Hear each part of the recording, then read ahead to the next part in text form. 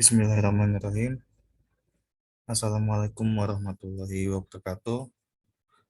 Ketemu lagi di mata kuliah Manajemen Koperasi dan UMKM, pertemuan ke-14. Kali ini kita akan membahas tentang peran teknologi dan sistem terhadap pengembangan UMKM. Peran teknologi dalam manajemen pemasaran ada beberapa.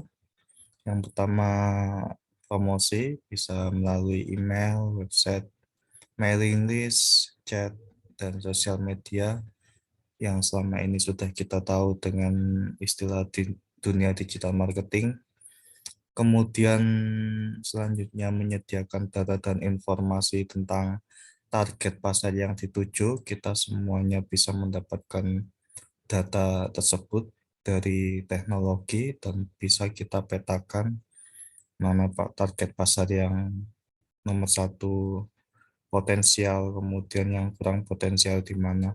Kemudian selanjutnya trending saat COVID, melakukan penjualan secara online di marketplace ataupun di sosial media sangat signifikan penjualan melalui online. Kemudian mendadak yang offline juga berusaha mengonlinekan penjualan agar omsetnya tetap bertahan tinggi. Kemudian yang keempat, membuat strategi manajemen pemasaran periode berikutnya. Dengan adanya teknologi tentu semakin memudahkan para manajer untuk membuat strategi pada periode berikutnya yang pas, yang sesuai dengan kondisi faktual di lapangan. Kemudian yang kelima, menyediakan dashboard marketing secara lengkap dan detail. Ini di dashboard ini yang tentunya bisa menjadi pertimbangan dalam membuat strategi nanti di periode berikutnya. Ini contohnya dashboard marketing. Di sini misalkan sales mencapai 16.461 jika basisnya year on year dari per tahunnya, maka ada kenaikan 43%, sementara targetnya sekitar 15.907, maka achievementnya 103%, lebih 100. Di sini lengkap sekali dashboardnya. Kemudian penjualan akhir tahun 11.545, gross profit. Ini gross profit, keuntungan kotor ya, masih belum dikurangi oleh misalkan pajak, kemudian dan lain-lain, sekitar 5.868 atau sekitar 36%.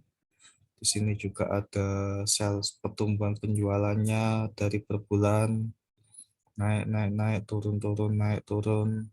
Kemudian by channel, penjualan by channel, retail. Di sini kelihatan paling menyumbang terbesar distributor sebesar 35%. Kemudian selanjutnya dealer 25%, retail 20%. Kemudian corporate 15% dan online masih 5% saat itu. Kemudian by region, S-nya actual lebih tinggi dari actual, West ini lebih tinggi juga, South, Selatan juga lebih tinggi, rata-rata tinggi semua. Dari sisi produk, penjualan produk pertama ini yang akhirnya kita dapat mengetahui produk pertama yang paling laris sebanyak 5.597, sampai produk kelima terlaris sebesar 817. Ini dashboard actual sales vs target. dapat diketahui jika biru ini mencapai target ya. Jika merah ini berarti di bawah target kurang dari 90%. Sementara kuning ini melebihi 90 tapi kurang dari 100. Dan lain-lain masih banyak lagi. Dashboard ini sangat bermanfaat.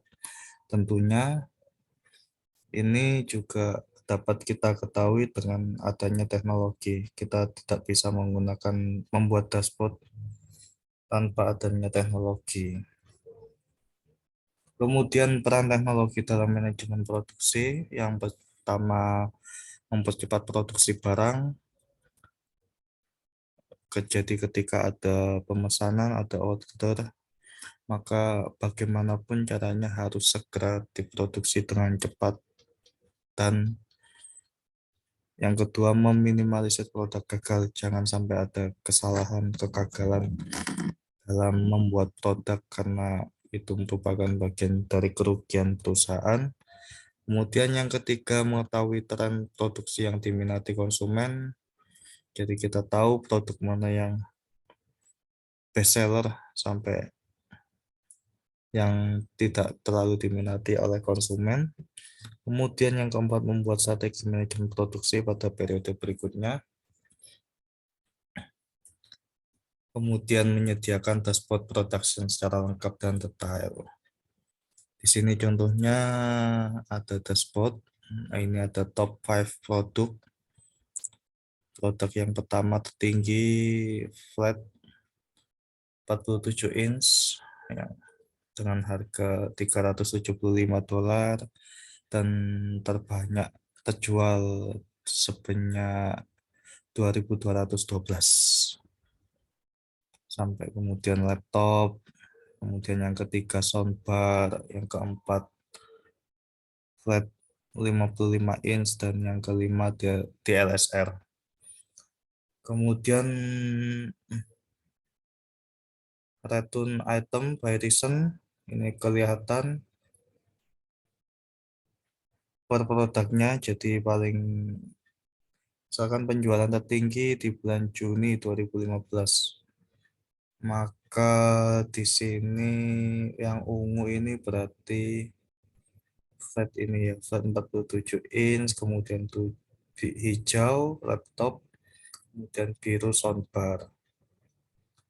Sudah dapat terlihat sangat detail. Kemudian downtime calls, ini artinya ada kesalahan dalam mesin sebanyak 4,4%, sangat kecil, masih di bawah 10%. Kemudian dari sini diketahui bahwa mesin rusak sebanyak 35%. Ada missing part, berarti tidak sesuai spare part-nya dengan mesinnya. Kemudian servisnya juga ada, apakah ada kegagalan atau ada kesalahan dalam saat pelaksanaan servis. Kemudian total produksi ada 499.000, sementara order volumenya 77.000, sales revenue sekitar 1M, 1,12 M, dan mesin aktifnya ada 45. Di sini mudahnya ketika kita mempunyai dashboard dalam satu layar, kita bisa melihat kondisi produksi kita itu bagaimana, kondisi marketing kita bagaimana, kondisi keuangan kita bagaimana. Selanjutnya, peran teknologi dalam manajemen keuangan. Yang pertama, mengetahui kondisi kas perusahaan terkini, kemudian mengetahui posisi hutang, laba, piutang, aset, dan lain-lain secara update. Kemudian yang ketiga, dapat menganalisis kondisi keuangan perusahaan. Yang keempat, membuat strategi manajemen keuangan periode berikutnya. Kemudian yang kelima, menyediakan dashboard finansial secara lengkap dan detail. Ini misalkan di statement ada total income-nya sekitar 4.800, kemudian cost of goods sekitar 1.259. Cost of good ini seperti bahan bakunya, pengeluaran bahan baku. Gross profit, berarti keuntungan kotor ya. Kemudian total operation expense, biaya operasional sekitar 1.800, operasional profitnya 1.700 plus, dan pajaknya 1.000, maka dapat diketahui net profitnya 6.023 setelah tadi dari total income itu. Kemudian net profit margin sebesar 15,4%, cukup tinggi. Kemudian ini 1,4% kemungkinan ada pertumbuhan dibandingkan periode sebelumnya. Kemudian income and expense, pendapatan dibandingkan dengan biaya, dapat diketahui di sini pendapatannya lebih tinggi daripada biaya. Kemudian income 4.800, ada kenaikan 6,6%, biayanya pengeluaran sebesar 3.059, ada kenaikan 1,9%. Net profit cukup tinggi, 5,9% sebesar 741. Cash at EOM-nya ada penurunan sebesar 4.167. Kemudian persentase of income budget 94%, artinya sesuai budget, tidak melebihi dari 100%. Artinya hampir 100% ya income budget. Jadi sesuai diprediksi pendapatan budget, pendapatan pemasukannya. Kemudian budget expense, budget pengeluaran sebesar 83%, tidak sampai 100%. Jadi masih bisa sesuai dengan budget. Quick ratio 1,47%. Ada kenaikan 10,5%. Current ratio-nya ada penurunan 10,9%. Sementara account payable ada penurunan juga 1,9%, dan account receivable ada penurunan 6,5%. Selanjutnya peran ISO 9001/2015 dalam pengembangan UMKM. Jadi ISO ini adalah sebuah kata serapan yang diambil dari bahasa Yunani yang berarti artinya sama atau setara. Artinya ketika kita membeli produk di Surabaya, produk mie goreng, kemudian kita juga membeli produk mie goreng di Papua, tidak ada perbedaan. Produknya sama, yang kita makan sama, dan rasanya pun sama meskipun jauh di sana. Namun saat ini ISO adalah suatu badan standar dunia yang dibentuk untuk meningkatkan perdagangan internasional yang berkaitan dengan barang dan jasa. ISO merupakan organisasi internasional yang bertanggung jawab dalam penyusunan standar baru ataupun revisi ISO standar yang telah ada. Kemudian ISO sudah membawai sejumlah badan sertifikasi nasional yang terdiri dari 135 negara atau lebih di seluruh dunia. Salah satu syarat ekspor juga harus punya ISO. Kemudian ketika kita memiliki ISO tentu banyak manfaatnya. Pada umumnya ISO terkait dengan mutu produk maupun jasa, standar-standar yang telah ditetapkan akan ditinjau kembali dalam kurun waktu 5-6 tahun untuk memastikan standar tersebut masih relevan dengan perkembangan dunia usaha atau tidak. Standar yang ditetapkan oleh ISO tidak bersifat teknis pelaksanaan, tetapi merupakan persyaratan yang harus dipenuhi oleh perusahaan dalam penerapannya. ISO 9001 berisikan tentang persyaratan-persyaratan yang berisikan standar yang mencakup persyaratan manajemen mutu yang harus dipenuhi dalam penerapan sistem manajemen mutu dengan menekankan pendekatan proses atau quality management system requirement. Dalam penyesuaian standar ISO 9001 sudah dilakukan 4 kali revisi, yaitu pada tahun 1978, kemudian tahun 2000, 2008, dan terakhir 2015 yang masih dipakai sampai sekarang. Pada penulisan ISO biasa diikuti oleh tahun terakhir kali revisi, sehingga peraturan ISO 9001 sekarang ini digunakan adalah ISO 9001 2015.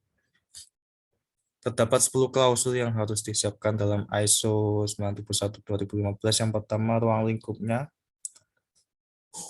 Jadi klausul ini menetapkan persyaratan untuk sebuah sistem manajemen mutu di mana organisasi membutuhkan untuk menunjukkan kemampuannya secara konsisten dalam menyediakan produk dan layanan yang memenuhi persyaratan pelanggan dan hukum serta peraturan yang berlaku. Kemudian selanjutnya mencapai kepuasan pelanggan yang meningkatkan melalui penerapan yang efektif dari sistem termasuk proses untuk peningkatan dari sistem dan jaminan kesesuaian dengan pelanggan dengan memperhatikan hukum dan peraturan yang berlaku. Kemudian yang kedua, normatif reference atau acuan normatif. Ini misalkan seperti SOP, standar operasional pekerjaan, kemudian peraturan yang berlaku di perusahaan, daerah, dan undang-undang yang berlaku, kemudian project quality plan. Kemudian yang ketiga, term and definition, istilah atau definisi harus pasti, kadang-kadang ada istilah-istilah yang masih kabur, misalkan produk lah. Produk ini apakah dapat berarti barang atau perangkat lunak atau perangkat keras atau jasa atau material dalam proses lah, itu harus clear terkait istilah dan definisi. Kemudian konteks of the organization, eh, ini yang perlu diperhatikan yang pertama pemahaman organisasi dan konteksnya, kemudian memahami kebutuhan dan pihak-pihak yang terlibat, kemudian menentukan ruang lingkup untuk manajemen mutu, kemudian sistem manajemen mutu dan prosesnya. Selanjutnya yang kelima, leadership. Leadership ini salah satu persyaratan tentang apa yang harus dilakukan oleh pihak manajemen, karena di ISO 9001/2015 menganggap penting peranan pihak manajemen dalam penerapan sistem manajemen. Jadi tanpa komitmen dan kepemimpinan dari pihak manajemen akan sulit bagi sistem manajemen mutu untuk dapat berjalan efektif. Kemudian yang keenam, planning. Jadi planning ini untuk mengetahui peluang dan resiko. Jadi kita bisa menerapkan risk-based thinking. Jadi organisasi mempelajari berbagai resiko dan peluang untuk mempertimbangkan berbagai isu, baik internal dan eksternal. Kemudian selanjutnya support atau bantuan. Ini ada 6 sumber daya support. Misalkan manpower, material, mesin, method, money, and market. Itu semua nanti harus disiapkan klausul ini ketika kita mengurus ISO 9001/2015. Kemudian operasional.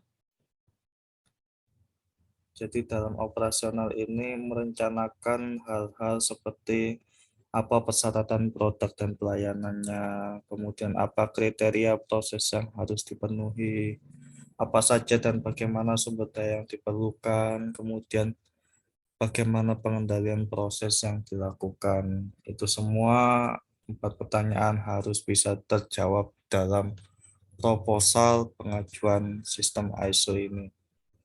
Kemudian yang ke-9, performance evaluation. Di situ nanti mengisyaratkan agar perusahaan menentukan apa yang akan dipantau dan diukur, kemudian kemudian menentukan metode pemantauan dan pengukuran serta analisa dan evaluasi pengukurannya, kemudian menentukan kapan dilakukan pemantauan, pengukuran, analisis dan evaluasinya, kemudian melakukan pemantauan, pengukuran, analisis dan evaluasi. Semua keempat hal itu harus bisa terjawab dalam ISO ini. Kemudian yang terakhir, improvement. Yang dimaksud di sini improvement, peningkatan produk dan layanan dengan mempertimbangkan apa yang diinginkan pelanggan. Kemudian yang kedua, melakukan koreksi, pencegahan atau penurunan dampak yang tidak diinginkan dari suatu resiko. Kemudian yang ketiga, peningkatan kinerja dan efektivitas sistem manajemen mutu. Manfaat ISO, ada banyak sekali manfaat ISO. Yang pertama, meningkatkan kepercayaan dan kepuasan pelanggan melalui jaminan mutu yang terorganisir dan sistematik. Proses dokumentasi dalam ISO menunjukkan bahwa kebijakan, prosedur, dan instruksi yang berkaitan dengan mutu telah direncanakan dengan baik. Kemudian yang kedua, perusahaan yang telah bersertifikat ISO diizinkan untuk mengiklankan pada media massa bahwa sistem manajemen mutu dari perusahaan tersebut telah diakui secara internasional. Hal ini berarti meningkatkan image perusahaan serta daya saing perusahaan dalam memasuki pasar global.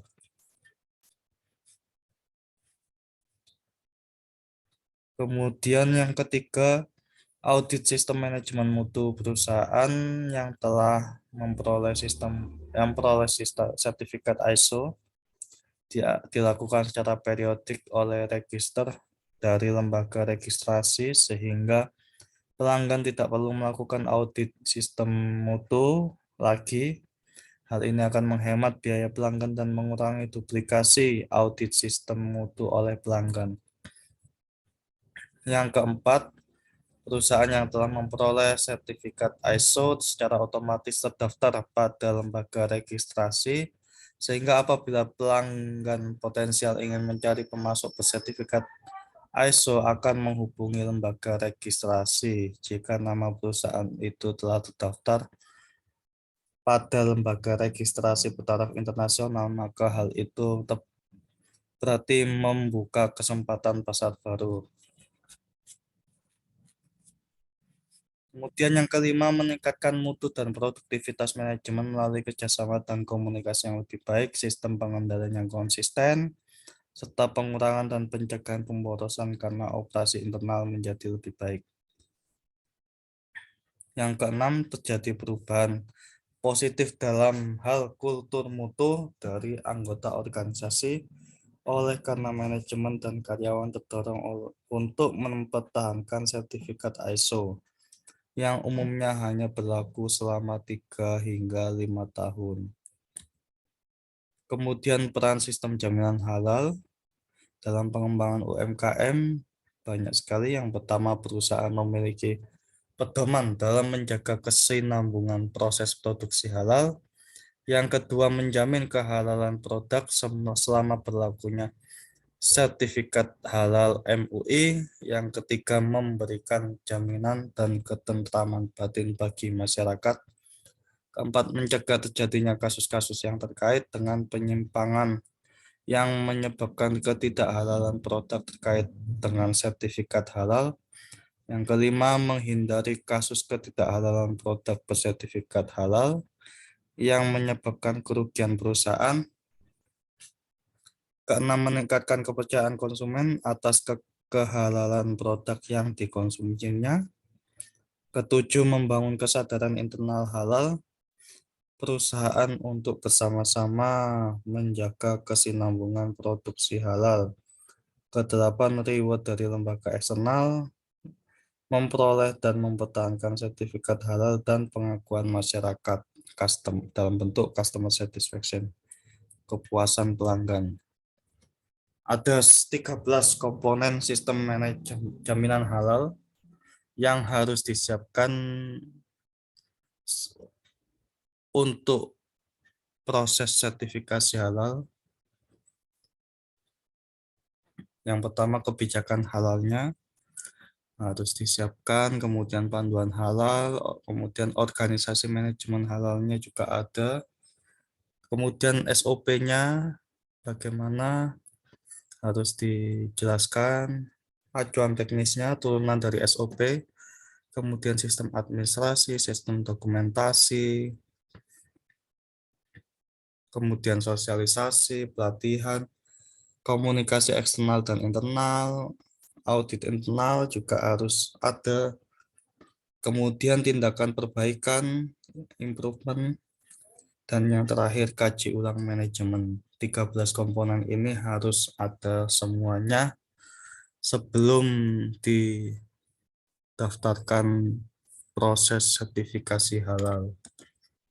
Tahapan penerapan sistem jaminan halal. Yang pertama, rencana penyusunan sistem jaminan halal. Kemudian penetapan kebijakan halal seperti yang tadi, kemudian pembentukan organisasi manajemen halal, kemudian penetapan tujuan dan ruang lingkup sistem jaminan halal, penyusunan panduan halal, kemudian penyusunan SOP, acuan teknis, sistem administrasi dan dokumen, kemudian penyusunan prosedur audit internal, kemudian disosialisasikan dan implementasi SJH, kemudian dilakukan audit internal dan evaluasi. Jika ada ketidaksesuaian, maka dilakukan revisi. Jika sudah sesuai, sudah oke, maka disahkan sistem manajemen halal, kemudian dimajukan ke BPJPH. Selesai, alhamdulillah. Demikian pertemuan hari ini, semoga bermanfaat. Wassalamualaikum warahmatullahi wabarakatuh.